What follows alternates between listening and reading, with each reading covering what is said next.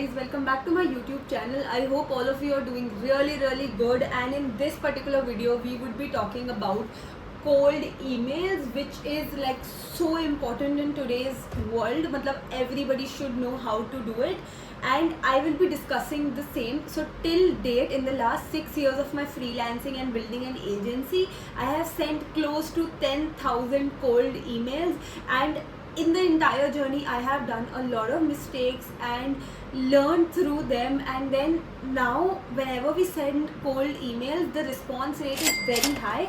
In fact, our one of the international clients, I'd be talking about the cold email that I sent to him, came via this email that we sent. So this is going to be a very interesting value packed video. Stay tuned.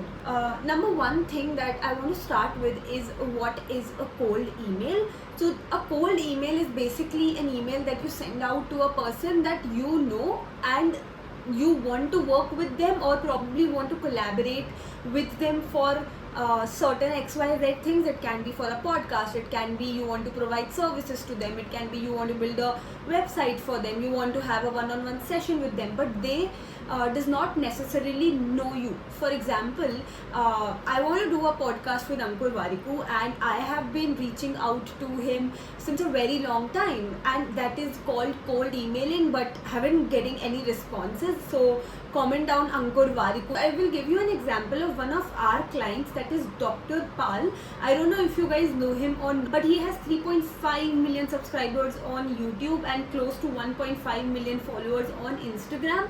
I randomly came across one of his reel on Instagram once, wherein he was talking about how Starbucks has like sugar loaded drinks, and I went through his LinkedIn instantly and saw that he does not have any presence on LinkedIn at all. And that time, like, it was approximately 1:30 a.m. and I decided to cold email him. Even find the emails of people that you want to cold outreach to. There are a lot of tools. First of all, there is Rocket Reach, there is Hunter.io, there is Apollo. And to be honest, finding an email is the least difficult part. Like most of the emails that we get, we simply Google it up. Let's say I wanted the email of DOM's Chief Marketing Officer. I literally just typed DOM's Chief Marketing Officer email, and I got like so many articles having his email. So simply just Google it, or like there are a lot of tools, and all these tools do have a lot of like 6 emails, 7 emails that they provide for free, so you can simply use that as well. Another way to reach out to these people are via different social media platforms. There are a lot of founders that may not reply to your email, but they do consume content on LinkedIn, for example, and you see that if they have any recent activity on LinkedIn, try reaching out to them via that platform. Now the content on email and content on the DM is more or less same, so like you can literally use the same techniques of the content for the cold outreach as well. This is how you get the emails of the founder. Now, how do you even write? Let me give you an example. So when I wanted to reach out to Dr. Pal, I knew that he has so many subscribers on these many platforms. Why will he even respond to my email? This is where the magic of good cold outreach comes into picture. You have to show them that your email brings value to them. I love this line that Gary Vee says, that think about the other person. Always think how you're providing value to the other person, instead of just telling them, oh I do LinkedIn personal branding, I will do it for you. No, I wrote in the headline, why are you not growing on LinkedIn?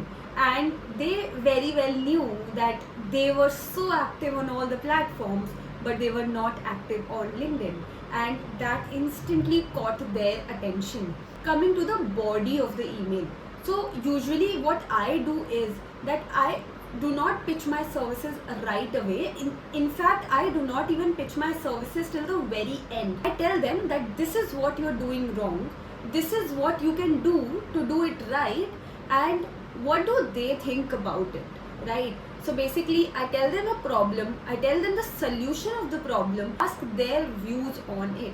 So for example, when I pitched to Dr. Pal, I told him that he has so many followers on Instagram and YouTube, and but he does not have a lot of following, or he does not have a community on LinkedIn, which can be very beneficial for him because he has his business. If he wants to do a lot of corporate talks, LinkedIn can help him get that, which definitely did.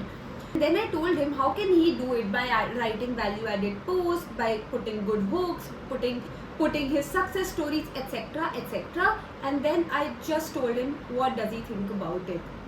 And voila, after 1 month of waiting, I think I did follow up certain times. I'm coming to the follow up part, but we got a reply from them, and after a lot of to and fro, we finally closed him as a client. Here the point is that the body of the email is very, very important. Also keep in mind, do not make it clickbaity. For example, recently I got an email. It said, "Hey Muskan, I want to work with you. I have been in the field of marketing in the last 6 years. I want to work at Cherry Media." And this email is like so funny. I mean, it's fine. I want to work with you. Cool. When I open the email, there is nothing. There is no resume attached. There is no portfolio attached. What is that one skill that you think you can bring to the table? There was nothing there. So make sure that you put in all the relevant details into the body of the email. Another tip that is really, really helpful for us, and we have started doing it recently, is that we do a bit of work for them. For example, recently we were pitching this brand, which is like a incense and puja fools brand, for the social media management. And before we pitched to them, everything we wrote, but also we wrote, hey, here are 3 posts that we have done for you, and we literally designed those posts from scratch, wrote the caption, everything, and sent it to them. This just shows that you're genuinely interested in working with them, and the chances of them responding to you just increases. This is especially helpful when you're pitching to bigger clients, because it acts a lot of impact and segregates you from all the other cold emails that they might be getting. Another tip that I have for business owners when it comes to writing of the emails, always make sure that you are ending the email with your socials, or Gmail has this signature feature that even I was not aware of for a very, very long time. So just add your name, your designation, your socials, so that if they want to see, or if they want to actually know who you are, they can actually quickly do so. Or even if you do not have like a company or something, even if you are a freelancer, do have a signature, or at least just hyperlink your LinkedIn or your portfolio along with the same. Now you found the emails, you have sent them an email, coming to the follow-ups. But even if you get 1 reply out of the 100 emails that you are sending, it's a good success rate. So please do not get disheartened when you do not get reply in the first mails, because trust me, the gold is in the follow-up. I have so many client stories who have responded to me after my 2nd or 3rd follow-up, and they have finally gotten converted and are still working with us. So please do not shy away from follow-ups. I simply follow a 3, 6, 9, 12 rule, wherein after 3 days of sending my first email, I send them a follow-up, and the follow-up is not very extensive. It is, "Hi XYZ, I am following up on the above email. If this sounds interesting, I would love to get on a call with you and discuss this further." After 3 days, I follow up on the 6th day usually, and it is that, "Hey, I know that you might be super busy, but it would be great if you could let me know that if this is interesting for you, and me and my team would love to get on a call with you and would love to pitch the ideas that we have for you." Now you see, what have we done here? We actually told them that, hey, we already have some ideas for you and we want to pitch it to them. So the idea is always not to be super salesy, because people just shy away from that. So we tell them, hey, we have some ideas that we want to tell to you. So this just arouses the curiosity in the mind of a person. This is the third follow-up. Then the fourth and the last follow-up, I do it on the 12th day. Hey XYZ, I'm following up on the above conversation. Please let me know if this sounds interesting. And on the 12th day now, this is my last follow-up email, because to be honest, if somebody is not replying even after the fourth follow-up, they are not interested in the services. So I just tell them like, hey, this is Muskan, I'm following up on the above emails. Please let me know if this email is reaching in your inbox folder. If I get a reply, so till this time, like if you are so consistent, so persistent, 90% of the people will reply to you either with a yes or a no. That even if they are not interested, they'll just say that, you know, I'm not interested, so that you get an answer.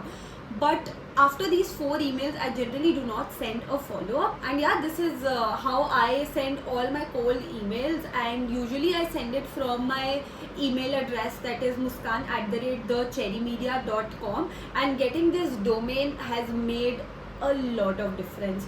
Even if you are an agency owner or a freelancer, get this domain name for you. And let me tell you a hack how you can get it for free. So Zoho provides these services that if you have a domain name, it will give you 5 business emails for free. There are no terms and conditions. I unfortunately bought my emails before I knew this trick, but I know a lot of people that do use it. So you can just go to Zoho and just type Zoho business email. So it will just ask you for your domain, which you can buy for 500 rupees, and you can get 5 business emails. So @gmail.com, a lot of times these emails might end them in their spam folder, to be honest, but if you have a business email address, that makes a lot of difference. Another thing that I have learned, this is one mistake that I made, was sending out a lot of emails on a single day. Do not do that. This just reduces the authority of your domain. So if you are sending, let's say 100 200 emails on a single day and the response rate is very low, then Google or Gmail just identifies that okay, this person is just spamming the emails and not getting a lot of responses. So just limit the cold emails that you send to that 20 to 30 per day and not more than that. Otherwise your authority score will just go low, and if your authority score will go low, your emails will start landing up in spam of the receiver, which you do not want. So yeah, these were my tips, and a lot of my clients have come from cold emails, and I hope that you found this video helpful. And if you're watching till here, please do like and subscribe to this video. It really motivates me to make better and better videos for you guys. And let me know in the comment section below if you liked it. I'll see you in the next video. Bye bye.